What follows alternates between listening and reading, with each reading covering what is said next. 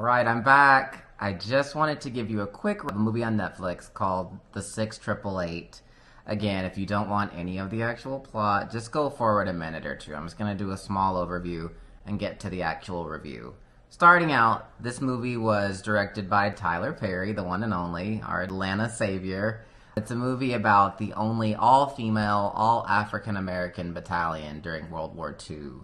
They were actually tasked with sorting through a backlog of mail and letters that had not been delivered or was undeliverable to the troops in Europe. So they were stationed in Europe, went through this immense amount of mail, millions of letters, and that was pretty much what the entire movie was about, was them overcoming this adversity, them being female, them being African American, and having to go through all this adversity to basically sort all this mail and get it done.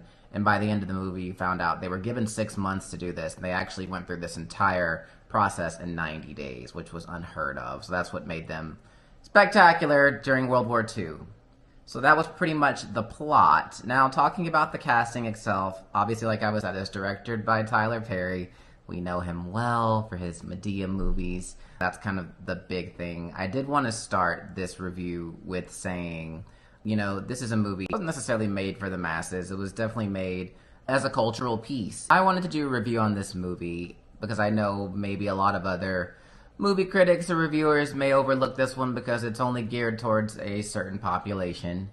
This movie, you know, it fits a certain niche, if you will. Basically, I would be remiss not doing a review on this movie. Being a black novice movie critic myself, I would want to do a review on this movie where other reviewers may overlook this movie. I wanted to give it an honest interpretation, but also look at it through a cultural lens. This movie wasn't necessarily made to be viewed by the Academy. It's made to be viewed by a certain population of people, and it's not for everybody. So I'm going to be reviewing it really based on that lens and how I foresee it for a certain audience. So again, it was directed by Tyler Perry, who we know and love. He's done a lot of things. Obviously started out in his Medea role, stage plays, and transitioned to big screen and small screen stuff.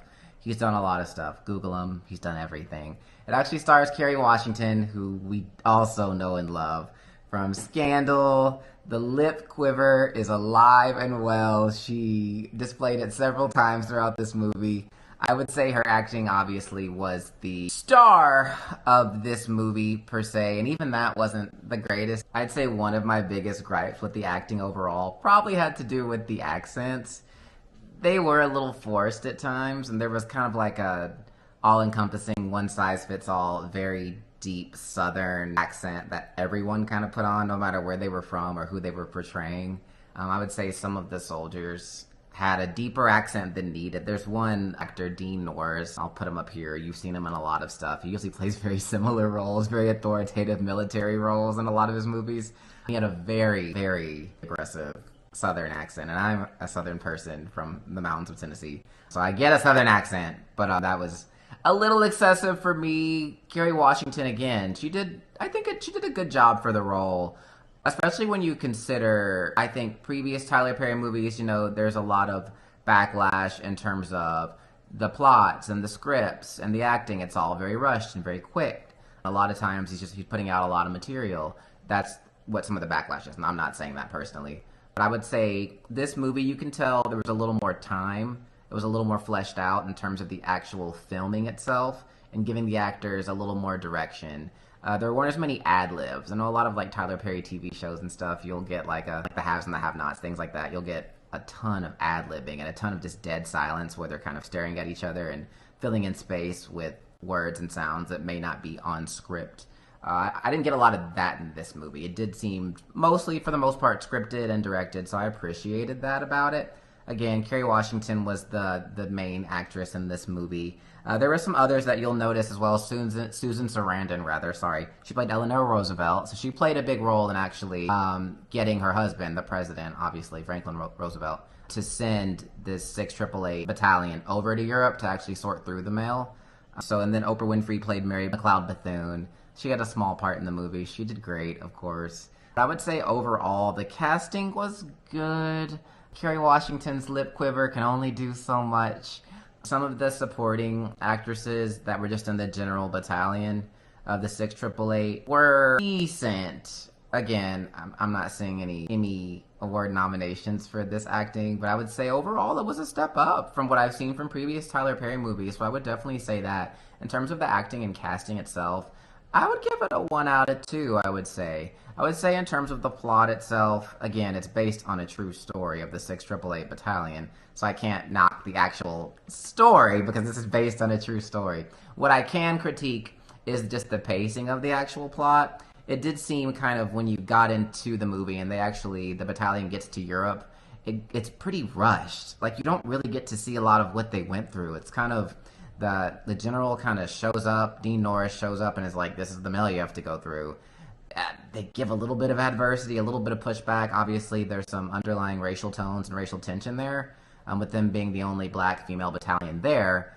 But you kind of don't get a lot of that. And they do a party, they sort through some mail, they figure out a trend, they get the mail to the right people, and the movie's kind of over. And you don't really get the history and the story until the couple of blurbs at the end of the movie. And you get some like raw footage of what actually happened. So that was good to see at the end, but I think the plot itself was a little rushed for me, I would say. So from that standpoint, I would give it a 1 out of 2 as well. I would say in terms of the actual location, the third category, I would say overall, the set design location, this was definitely a step up for a Tyler Perry movie. There was some good CGI there. There were some planes crashing into the ground. There were trucks exploding. It didn't feel like it was all filmed at Tyler Perry Studios in my backyard in Atlanta, Georgia. Like, it definitely felt like they were on location. They were in Europe.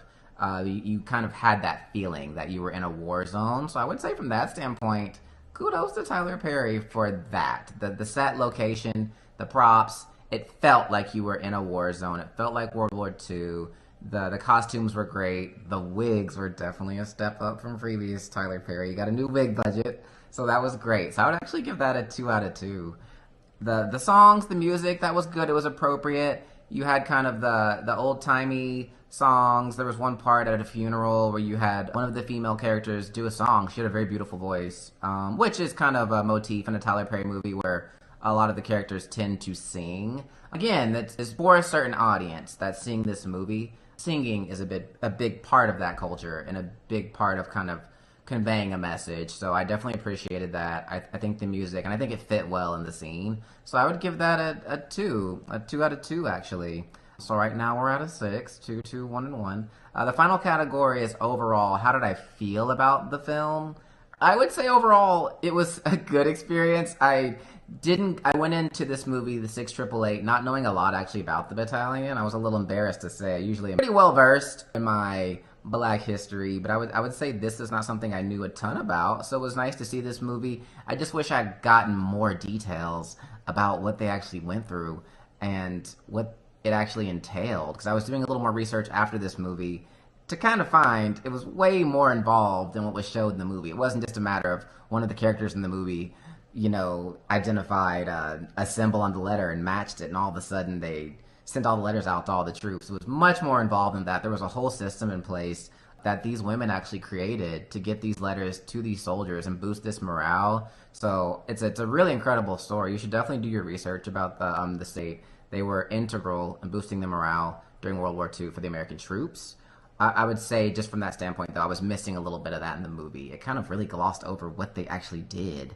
Well, most of the movie kind of centered around one of the main characters at the beginning going into this battalion, trying to find what happened to her lost lover, but they kind of glossed over the idea of them actually creating the system to get the letters actually put into the right place. So I'd say overall, give it a 1 out of 2 in terms of the overall experience of how I felt about this movie. It was good enough. It wasn't a life-changing movie by any means. I think the subject matter is 100% life-changing. You should definitely do your research on the 6888 Battalion, kind of know your history, to kind of figure out kind of what led to taking place. Overall, 1 out of 2. I would say for the overall score, I would give it a 7 out of 10. I would say if you got some time, watch this on Netflix. It's a decent movie, led by Kerry Washington, who does a good job. Like I said, I think some of the accents are a little overdone. I think some of the plot's a little sparse in some places, but the set design actually was really good. I'd say it's a good movie. 7 out of 10 would be my prescription for it. Let me know in the comments what you thought, what you didn't thought about the movie. Let me know what else you'd like to see me watch, review, and we'll go from there.